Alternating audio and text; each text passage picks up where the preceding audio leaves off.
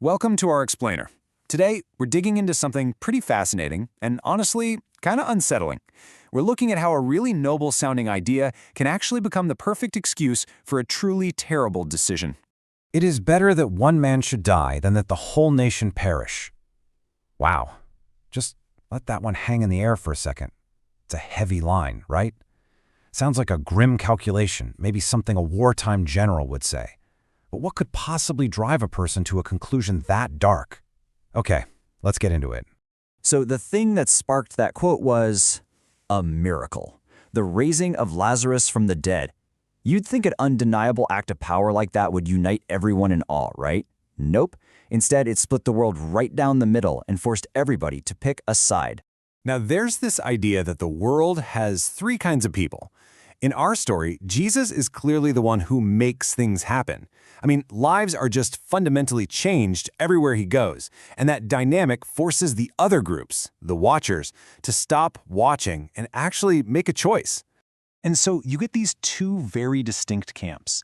On one side, you've got people who are just watching with total wonder. They saw a man walk out of his own tomb, and their response was simple: belief. But on the other side, you have the religious leaders. They saw the exact same event, and their response wasn't joy, it wasn't awe, it was fear. Let's really zero in on that second group, because their reaction is at the absolute heart of what we're talking about today. See, their fear wasn't just a passive emotion. Oh no, it was active. It was the engine that was going to dictate every single decision they made from that moment on. You can almost hear the panic in their voices, can't you? The chief priests and the Pharisees, they all get together in this big council, and this is the question on everyone's mind. What are we to do? Notice, it's not a question about truth or what's right. It's a question about control, and they can feel it slipping right through their fingers. So what's really going on under the surface? Well, they say they're worried about politics, that the Romans will come and crush any kind of movement that Jesus inspires. But really, underneath all that is something way more human, something we can all relate to. They're afraid of losing their power, their status, their security. It's a deeply personal fear that's just dressed up to look like a public concern. And that fear leads directly to this. The high priest, a man named Caiaphas, comes up with a solution. He frames the killing of an innocent man as a necessary evil, a noble sacrifice for the common good. It's a chillingly logical argument, but it's born entirely out of fear. And this right here is the critical move. This is the pivot. It's how a terrible, awful idea gets repackaged as a noble one. The so-called concern for the nation becomes the perfect excuse, the ultimate justification for rejecting the undeniable truth that was literally standing right in front of them.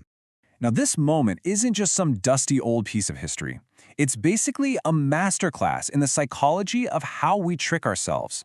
It shows us a pattern for how we, even today, can justify our absolute worst actions. So let's break down exactly how this pattern works. It's called the path of justification.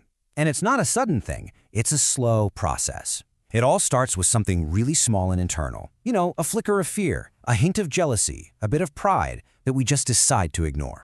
The process pretty much breaks down into 4 steps. First, it starts with that quiet fear, right? That little instinct for self-protection. If you don't confront it, step 2, it grows in the dark. It festers. Then, step 3, it starts to actually shape your logic, twisting your thinking to fit the emotion. And finally, you get to step 4. The wrong choice doesn't even feel like a choice anymore. It feels necessary, it feels justified.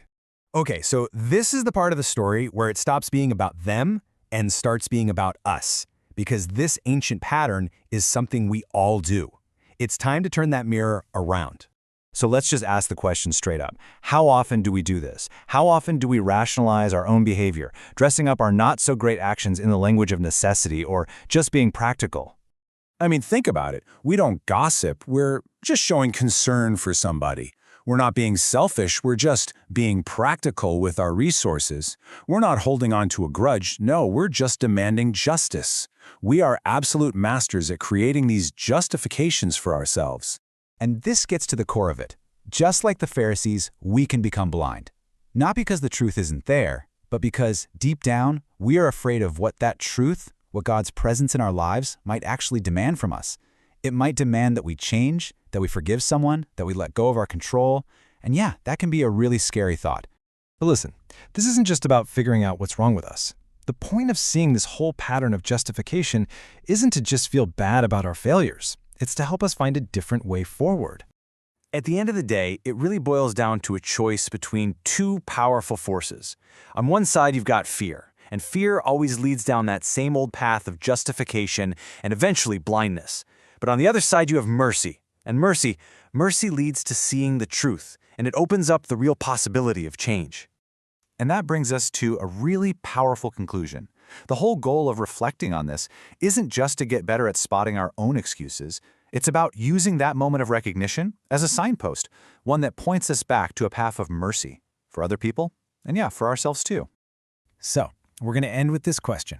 If you think back to those three types of people we talked about, the ones who make things happen, the ones who watch, and the ones who have no idea what's going on, who or what is really the one making things happen in your life? What's the driving force? Is it a pursuit of truth and mercy, or is it fear?